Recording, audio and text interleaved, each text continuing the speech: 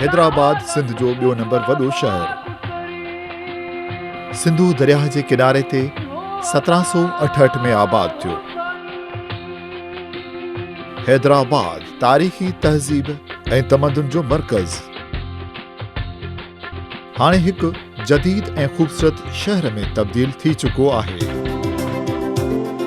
हैदराबाद पंहिंजा दरवाज़ा उन्हनि हज़ारनि माण्हुनि लाइ खोले रखिया आहिनि जेकी सिंध जे अंदरूनी इलाक़नि खां हिते अचनि था त जीअं पंहिंजी ज़िंदगीअ खे बहितर बणाए सघनि ऐं पंहिंजे ख़ानदान खे हिकु पुरसुकून ज़िंदगी मुहैया कनि। अब्दुल्ला हाउसिंग हैदराबाद हिकु नाले वारो रियल एस्टेट डेवलपर इदारो जंहिं गुज़िरियल सालनि में क़ाबिले रश शोहरत हासिल कई आहे। शानदार तिर्ज़ रिहाइश, आराम ऐं आसाइश जी ज़मानत ॾियनि था। अब्दुल्ला हाउसिंग तजुर्बेकार ऐं डेडिकेटेड इंजीनियर्स ऐं प्लानर्स जी टीम आहे जेका जदीद तामीराती फ़न खां बख़ूबी वाक़ुफ़ आहे।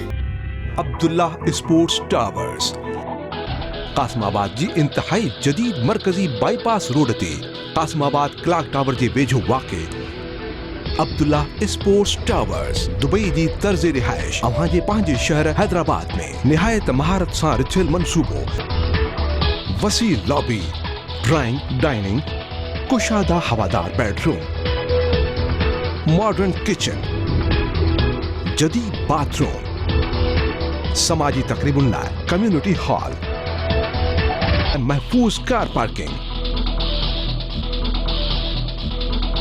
दिलकश ऐं कुशादा मरकजी बाग, स्विमिंग पूल, हर अपार्टमेंट कुदरती तौर ते हवादार। अब्दुल्ला स्पोर्ट्स टावर्स में बैन अल-अक़वामी मयार जो शॉपिंग मॉल, कुशादो एट्रियम, तेज रफ्तार एक्सीलेटर्स, बैन अल-अक़वामी ब्रांड सां आरास्ता अब्दुल्ला मॉल, कुशादा दुकान ऐं शोरूम्स, मारूफ ब्रांड जा फूड कोर्ट्स, सुपरमार्केट, ॿारनि जे खेॾण लाइ जाइ, स्टैंड बाय जनरेटर्स, 24 कलाक शफ़ाफ पाणी, CCTV जे ज़रिए निगरानी, तहफ़्फ़ुज़ जो निज़ाम जेको सभिनी लग़्ज़शुनि खां पाक आहे। अव्हां जे पंहिंजे कासिमाबाद हैदराबाद में अचो ऐं पंहिंजे ख़्वाबनि जो घर अब्दुल्ला बिल्डर्स जे कहकशां में ठाहियो।